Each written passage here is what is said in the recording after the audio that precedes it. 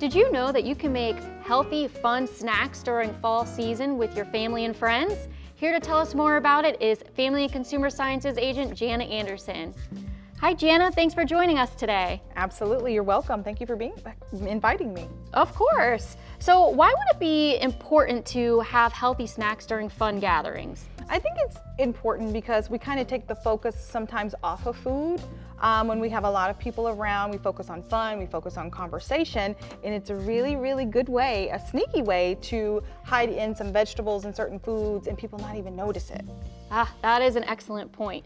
And why is it important to, or what influences us when it comes to eating healthy foods or snacks? I think there's a lot of different influences. Of course, it does have to do with what you saw and what you ate in your home.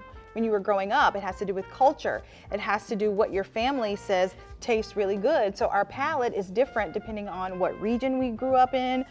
People that grew up in the northern United States eat differently than we do sometimes here in the South. So I think our palate is trained according to what we grow up eating. And I remember being in college and I had a professor to say you can always retrain your palate. So as we know better, we try to do a little bit better, we retrain our palate, and so therefore if there's little ones in the homes, they start to eat healthy at a very young age. Oh, I love that, retraining the palate. I'm gonna have to do that with my love of sweets, let me tell you. Me too, guilty. So what are some ways that you can incorporate, especially little ones, in the kitchen or healthy things to have them make, especially during all these fun holiday times when sweets are gonna be out? Absolutely. So with little ones, it's really important that you get them involved. From the beginning of the process. So that may be going to the grocery store, let's pick out a fruit or a vegetable. You find a recipe that matches whatever they picked out. They help you in the kitchen. Of course, something that's age appropriate. If they're old enough to help you cut, then you let them cut. If they're old enough to help you pour, you let them pour. And that way, when the recipe is done, if you've added some healthy things to it, they take ownership over that and they're more likely to try it if they feel like, I made this, I picked it out, let me at least try it. Oh, I love that idea. Having them take ownership.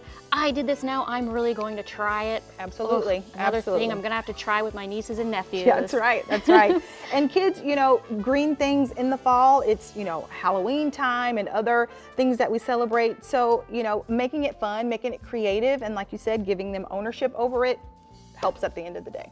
Perfect, and I see all these awesome green ingredients, some fruit, some chocolate chips up here. So can you explain to me what we're gonna be making and how that's gonna be fun and delicious for young kids? Absolutely. And adults? Yes, and adults, there you go. So what we have, or what we're going to make today, it's called a monster muffin. Because it's going to be green, it's gonna have a lot of little bumps on the top, so we call it monster muffin. We give it a fun name. And of course, the green texture is going to come from spinach, and we know how good spinach is for us. And we're going to basically make it so easy. We dump everything in a blender, blend it like you would do a smoothie. You add the flour last, and then we pour it into our muffin tin. We bake it in the oven at 375 for 20 minutes, and we have monster muffins.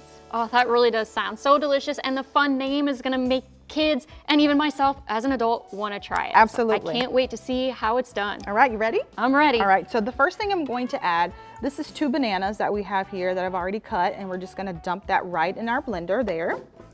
And let's hope they all go in there. Hillary, if you don't mind handing me the spatula. Got it? I'll just help you out here. Perfect. There you go. Awesome. And so we have our bananas here. We have 2 cups of spinach that we have here that we're gonna pour in there. So I've already pre-measured the spinach.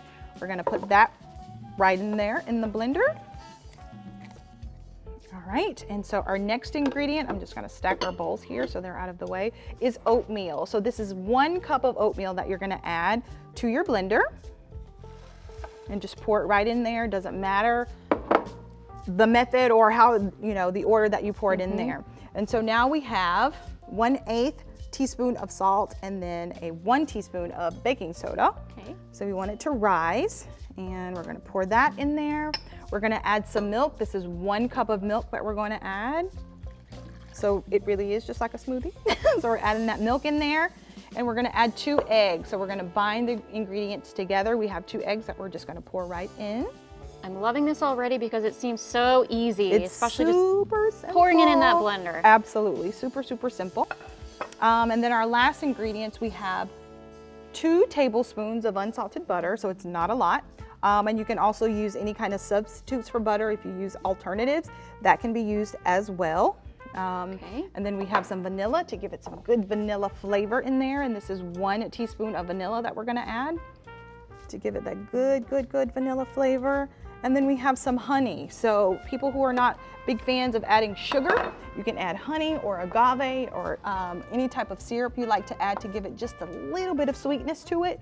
And we're just gonna pour that honey right in there. And if you'll take that spatula and we can get the rest of that out of there. Teamwork, so this is a great way to get the Teamwork. kids involved, Absolutely. having them help pour things in. Absolutely.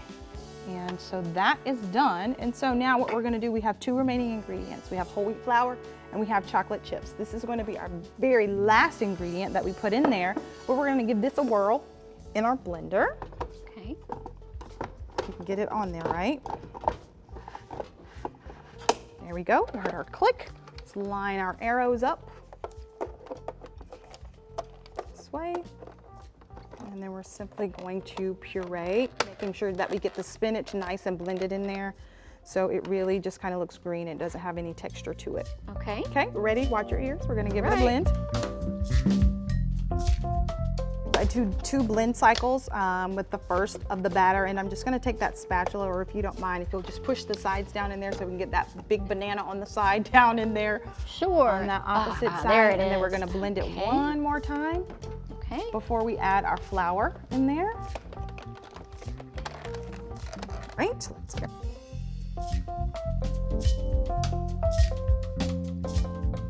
That's nice and blended. And if you don't mind, Hillary, doing the honors, I'm going to pour the flour in thirds. So once I put some in there, if you don't mind hitting that pulse button for about 3 seconds Okay. while I hold that. So we're gonna put 1/3 of that in there, like 3 times. I should get that. 3 in there. times? Yep, Okay. 3 quick times.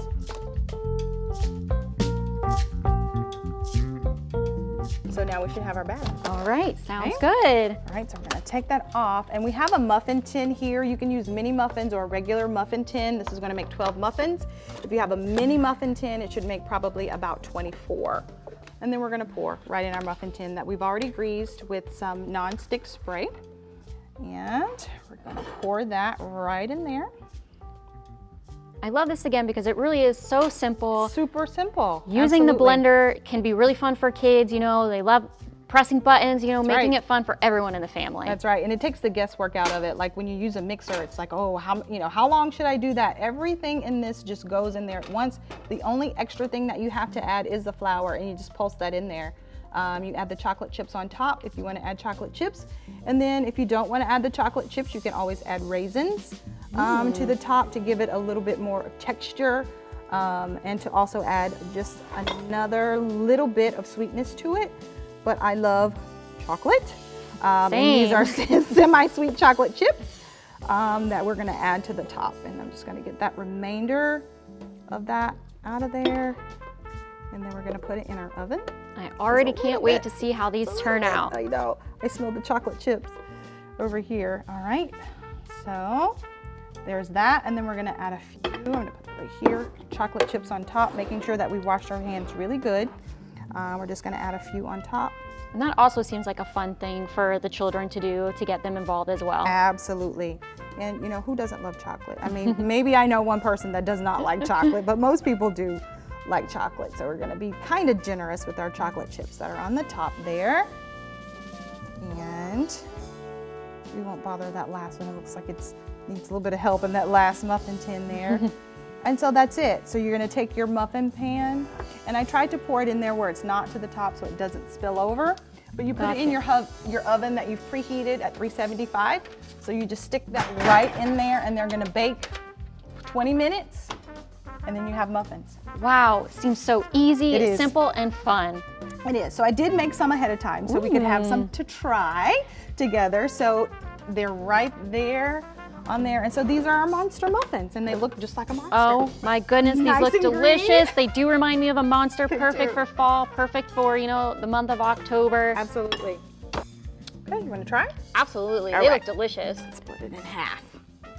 All right, there you go. All right, Tell me thank what you. you think. Okay. Thumbs up? So good. Yes, I agree. I cannot wait to get this recipe and make them at home. Well, thank you so much, Jana, for sharing this and all of your tips. You're welcome. And now you know some fun, healthy snacks that you can make at home during this fall season.